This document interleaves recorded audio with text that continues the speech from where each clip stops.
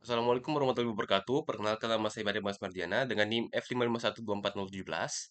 Jadi kali ini saya selaku orang pertama yang akan mempresentasikan dan saya berasal dari kelompok 8 eh, dan kami kelompok 8 mendapatkan bagian untuk menjelaskan dan mempresentasikan materi ancaman, risiko dan kontrol. Langsung saja saya masuk ke selanjutnya yaitu anggota kelompok kami.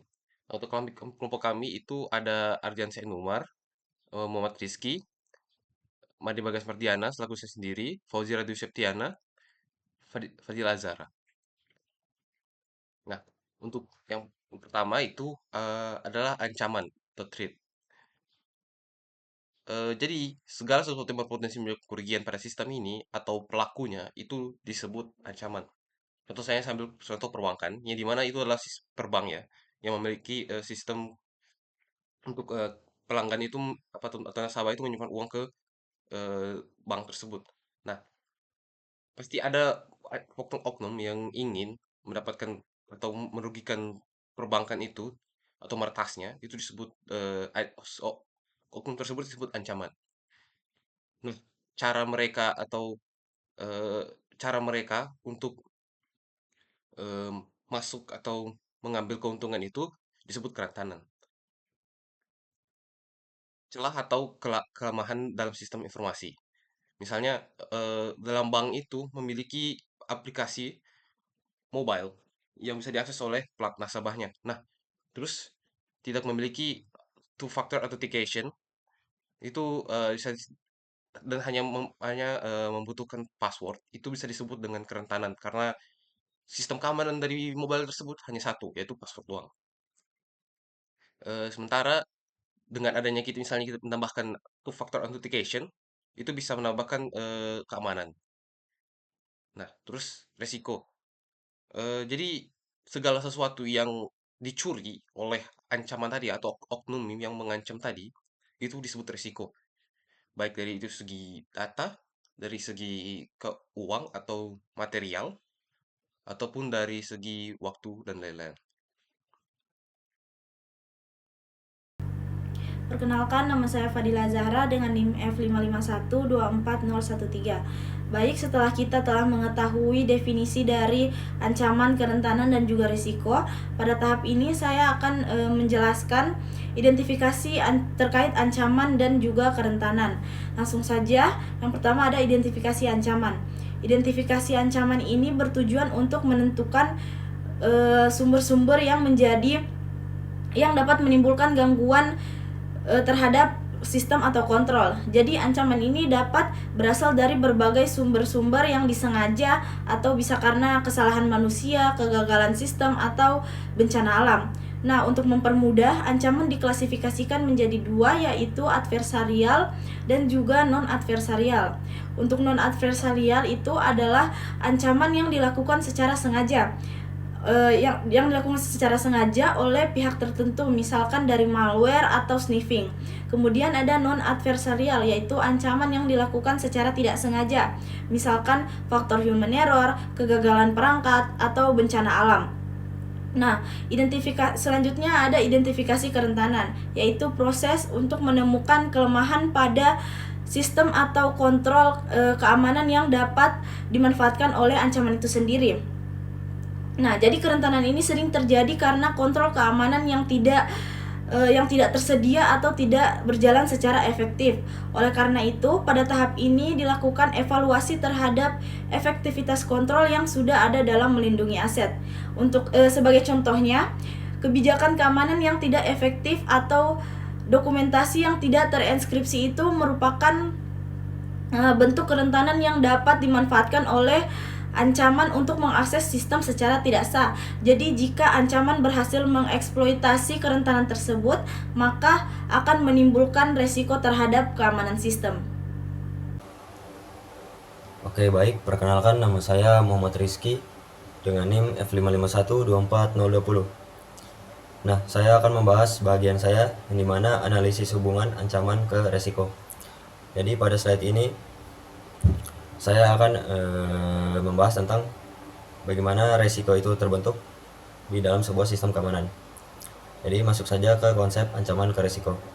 Jadi terdapat alur inti yang dimana ancaman ke kerentanan kemudian ke dampak, yang dimana resiko itu terjadi dikarenakan sebuah ancaman itu berhasil mengeksploitasi kerentanan kemudian menimbulkan dampak.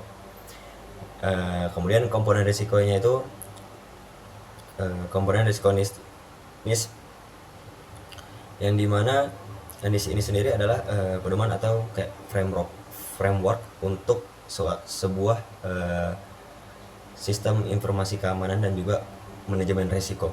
Kita di sini memakai NIS SP830 yang dimana itu dikhususkan untuk penilaian risiko. Langsung saja, terdapat 4 poin yang dimana yang pertama itu ancaman atau threat. Ancaman atau threat itu bisa dibilang serangan yang masuk. Kemudian kerentanan atau vulnerability, yang dimana kerentanan ini adalah sebuah celah, terdapat sebuah celah. Kemudian dampak, atau impact. Nah, jadi ini adalah dampak yang terjadi. Kemudian likelihood. Nah, apa sih itu likelihood? Jadi likelihood itu adalah sebuah yang dimana likelihood itu adalah ancaman, sebuah peluang ancaman yang terjadi dan juga berhasil. Nah, kita bisa saja langsung masuk ke perhitungan dan penilaian resiko, yang dimana model resiko ini itu sama dengan resiko sama dengan likelihood dikali impact. Kemudian skala penilaiannya itu 1 sangat rendah sampai 5 sangat tinggi. Nah, saya ambil satu kasus yang dimana kita memiliki sebuah ancaman. Ancamannya ini seorang hacker. Kemudian kita memiliki kerentanan. Misalnya kita mempunyai kerentanan password yang sangat mudah, password yang lemah lah. Kemudian itu akan bisa menimbulkan dampaknya itu bisa data bocor. Nah, cara menghitungnya itu di sini kita cara menghitung risikonya itu di sini kita memakai rumus risk sama dengan likelihood dikali impact. Jadi likelihoodnya itu bisa dibilang sangat tinggi, dan juga impactnya itu sangat tinggi karena datanya itu bisa bocor. Karena datanya itu bisa dibilang bisa bocor. Kemudian likelihoodnya itu bisa dibilang sangat tinggi dikarenakan mudah dibobol. Mudah dibobol, yang dimana akan mengakibatkan resiko yang sangat tinggi. Saya mencoba memakai perhitungan skala penilaian, dimana likelihoodnya itu saya taruh 4 dikarenakan itu sangat lumayan fatal. Kemudian impactnya itu saya ambil contoh 4 juga. Nah, jadi risk sama dengan 4 dikali 4. Jadi 4 dikali 4 itu sama dengan 16. Nah, 16 itu bisa dibilang cukup tinggi. 16 itu bisa dibilang sangat tinggi, tergolong tinggi pada penilaian risiko NIS. Jadi mungkin baik itu saja dari saya. Sekian dan terima kasih.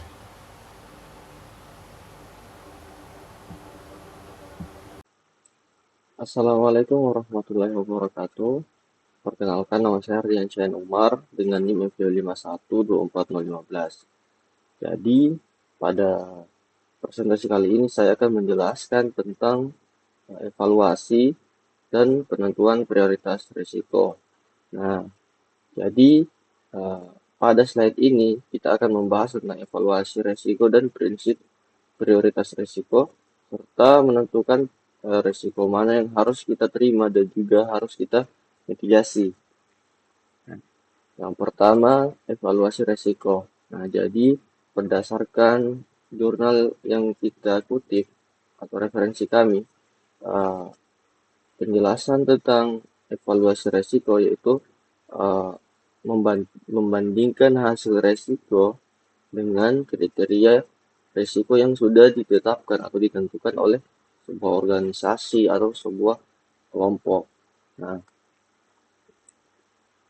tujuannya itu untuk menentukan apakah peringkat risiko itu dapat diterima atau ditoleransi atau dimitigasi. Nah,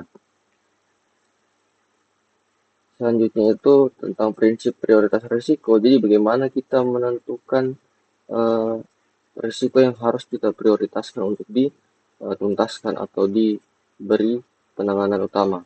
Nah, prinsip pertama itu berbunyi, risiko dengan tingkat tertinggi mendapatkan prioritas penanganan utama. Nah, maksudnya jika skor atau level dari risiko tersebut high, nah risiko tersebut itu wajib mendapatkan alokasi sumber daya pertama karena memiliki ancaman terbesar bagi keberlangsungan organisasi itu atau kelompok itu. Nah, prinsip kedua itu berbunyi, jika terdapat risiko dengan nilai besaran atau magnitud yang sama, prioritas itu ditentukan bukan dari nilai besar atau magnitud, tetapi ditentukan berdasarkan urutan area dampak dari yang tertinggi hingga yang terendah. Nah, maksudnya jika terdapat dua resiko atau lebih dan nilai besaran kedua resiko tersebut sama, maka untuk menentukan mana yang harus kita mitigasi terlebih dahulu itu adalah dengan melihat kerugian area yang paling krusial bagi organisasi. Misalnya dampaknya terhadap pendapatan besar, dampaknya terhadap profitabilitas, terus dampaknya terhadap citra publik besar. Artinya resiko yang memiliki dampak area ke bidang-bidang lain itulah risiko yang harus lebih dahulu untuk diberikan penanganan utama. Nah, misal ada contoh kasus, misalnya ada dua resiko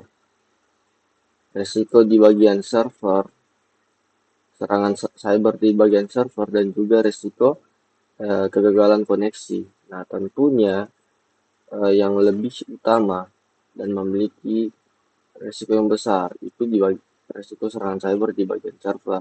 Nah, jadi resiko pertama lah yang harus lebih dahulu untuk dimitigasi.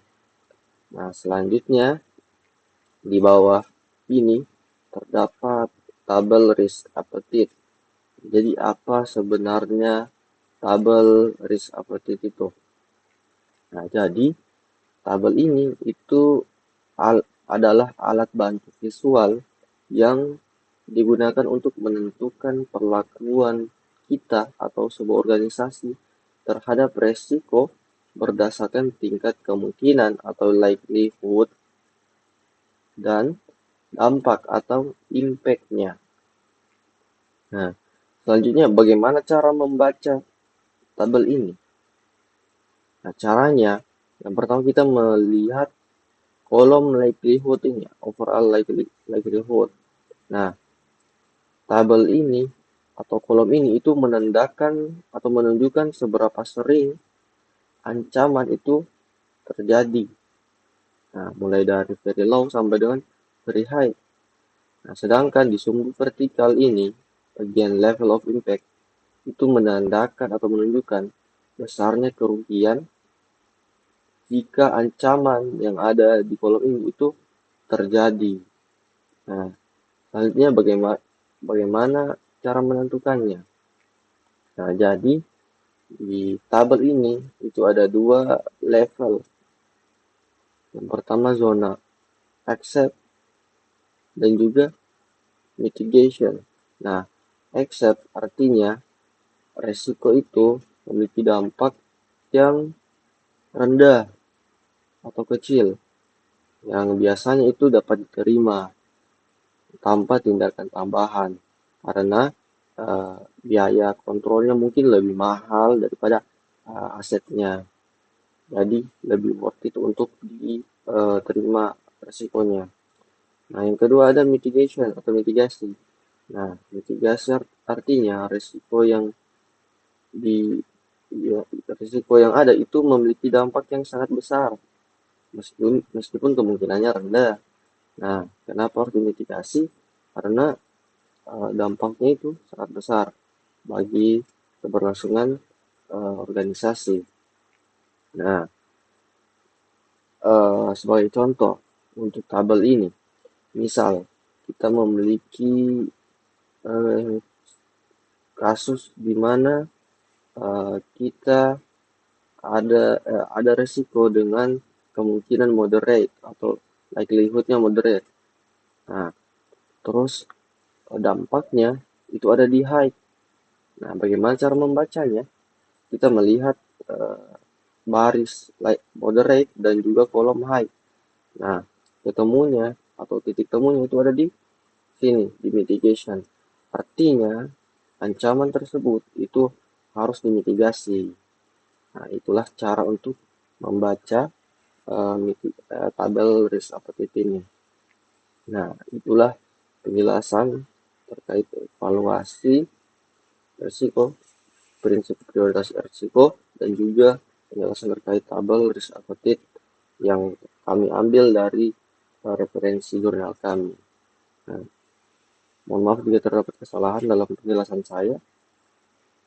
Penjelasan selanjutnya akan dijelaskan oleh teman saya. Terima kasih atas perhatiannya. Assalamualaikum warahmatullahi wabarakatuh. Perkenalkan, nama saya Fauzi Radwi Septiana dengan NIM F55124007. Jadi saya akan menjelaskan tentang pemilihan kontrol keamanan. Nah, disebutkan dalam jurnal yang kami pilih atau sumber yang kami pilih itu menyebutkan bahwa ada 4 opsi untuk risiko keamanan. Nah, yang pertama itu ada risk modification atau memodifikasi resiko. Nah, memodifikasi resiko ini itu menerapkan kontrol keamanan untuk mengurangi tingkat resiko, yang dimana bertujuan untuk menurunkan kemungkinan terjadinya ancaman atau memperkecil dampak yang ditimbulkan oleh risiko tersebut. Nah, kemudian yang kedua itu ada risk retention. Nah, risk retention ini itu dia memutuskan untuk menerima risiko tersebut tanpa melakukan tindakan mitigasi lebih lanjut. Nah, kenapa menerima risiko tersebut tanpa melakukan tindakan mitigasi lebih lanjut?